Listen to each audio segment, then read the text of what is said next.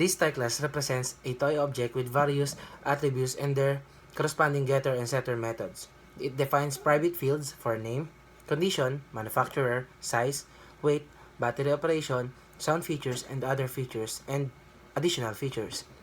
This class provides getter methods to retrieve these values and setter methods to update them. The Boolean fields, battery operated, sound features, other features, indicate whether the toy has these characteristics. The design follows encapsulation, ensuring the data is accessed and modified through methods rather than directly. This class is likely used in a toy management system where toy details are stored and managed. Thank you. So now I'm going to explain the main class. The program starts by importing necessary classes and setting up the main method. It creates a scanner object to handle user input and a toy storage object to manage toy data. A welcome message is printed and a loop is started to display a menu with options for toy management. The program validates the user's menu selection, ensuring an integer between 1 and 6 is entered. Depending on the user's choice, it calls the corresponding method on the toy storage object to add, remove, or display toys. And if the user selects the exit option, the program prints a message, closes the scanner, and terminates the loop. Next in our code is called the Toy Storage class, which manages the collection of toys and allows the user to add toys to the collection by asking them various details. It starts by asking the user to input the toy's name and then asks if the toy's condition is new, used, or refurbished.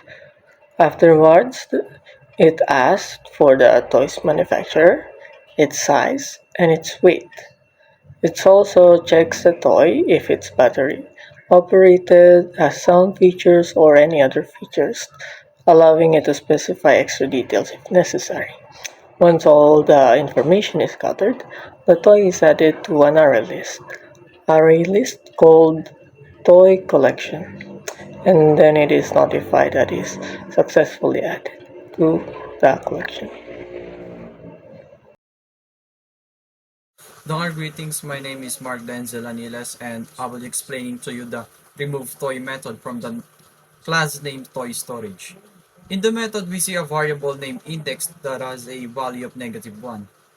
Then, we initialize an if statement to check if the storage of toys is empty by using the built-in method of the array list as a condition. Then, if there's no toys, we exit the method with the return keyword. Then, in this while loop, we iterate to the storage in the condition of index should be less than 0 or index is greater than the size of the array list, which serve as a toy storage. Then, if the condition is valid, it prompts the user to enter the index of the toy they want to remove. Then, we check the index again if the user inputted is a wrong index. And if it is not, we exit the outer if statement. Then the else statement will ask the user to enter a valid index, and it will continue the loop until the index is valid. Greetings everyone, I'm Stephanie Diagio and I'm going to talk about the displayAllToys method and printToyName method. So, displayAllToy method prints details of all toys stored in the toy collection list. It first checks if the collection is empty, in which case it notifies the user. Otherwise, it iterates through the list, printing each toy's index and calling the displayToyDetails to display its details, ensuring proper formatting with extra line spacing. The printToyName method allows users to search for a toy by name. It prompts the user for input, then iterates through the collection to find a matching toy. If found, it displays the toy details and exits the loop early for efficiency. If no match is found, it informs the user that no toy with the given name exists. Both methods incorporate structured output formatting and modularity by relying on the displayToyDetails method. That's all. Thank you.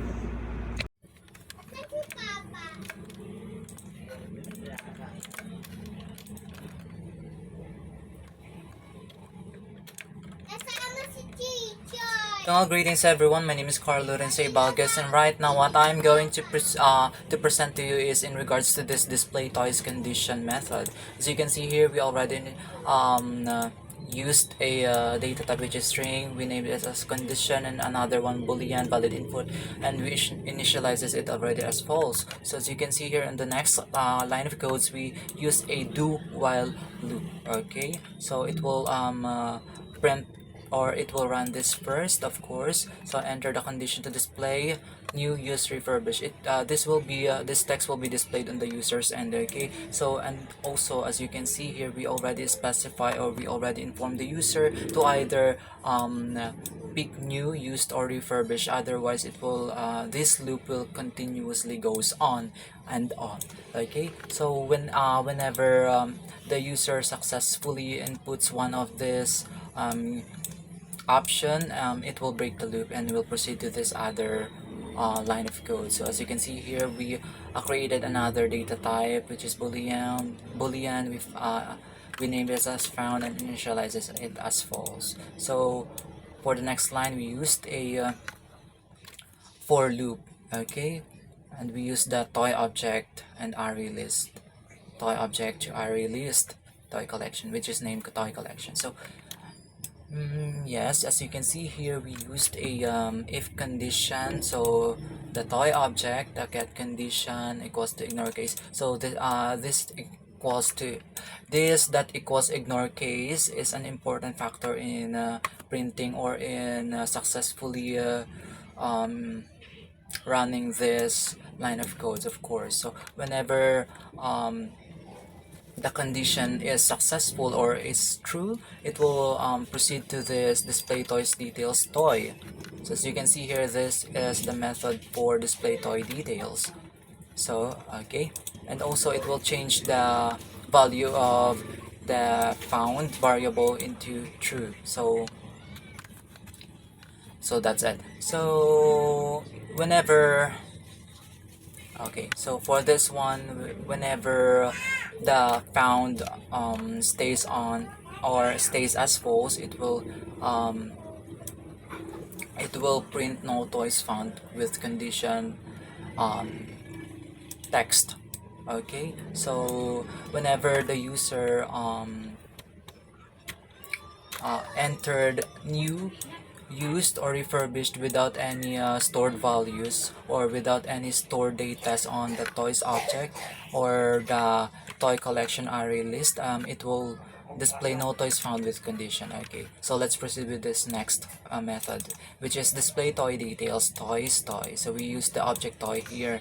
So as you can see here, we use the system that print that print line on the line 212 to 221, which is its purpose is to display, of course, the values that has been stored from the user. Okay, so you can see here toy that get name. So this is just a basic logic. So I'll just discuss this, that whenever for this one, whenever the user inputs or entered new, used, or refurbished, it will display all the toys or all the objects with a condition new.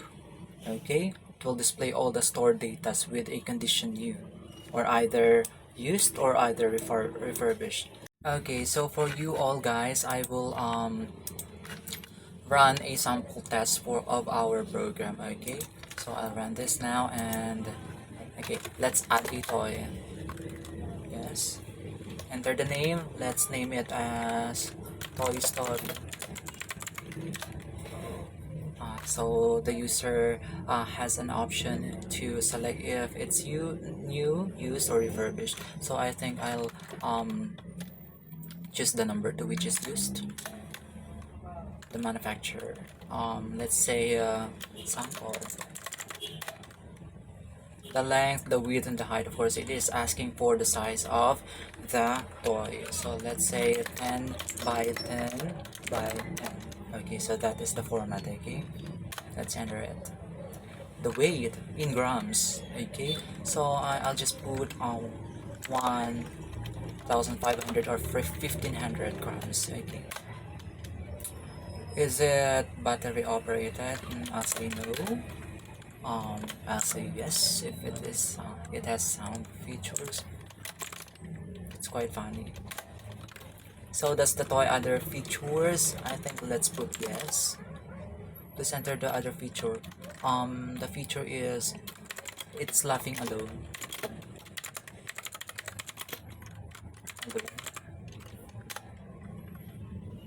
Okay, so we added it successfully. As you can see here, toy added successfully. Now we will display all the toys stored. So let's display or choose the number 3. Here, as you can see here, it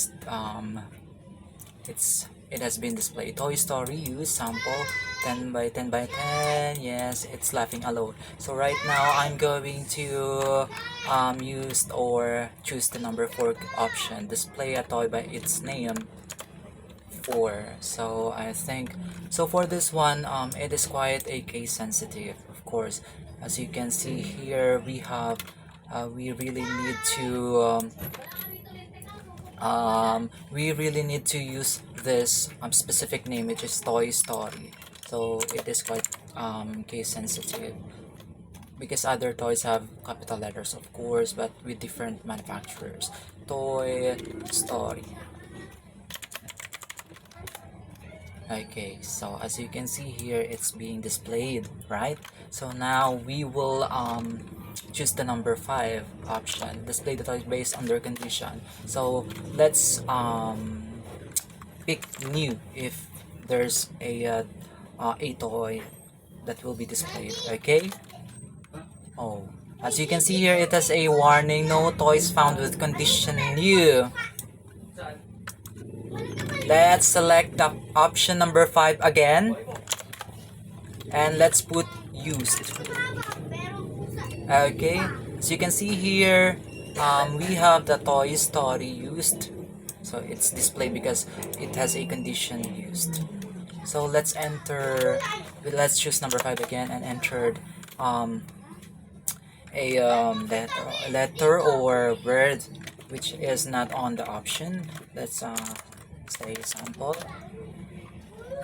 Oh, as you can see here, it has an invalid, it has a warning, right? Invalid condition entered. Please enter one of the following: new, used, or refurbished. Okay, so used. So it will be displayed. So let's now remove a toy. So 2 0 to 0. So it's it uses an index. So let's put 0. Toy removed successfully. So now let's display all the toys, and the toy collection is empty. Okay, so let's now exit our program calmly. Okay. 6. Exiting the program. So that's it. Thank you so much for listening to me, and I hope you have a great day ahead. Once again, my name is Carl Lawrence A. Balgas, and bye bye.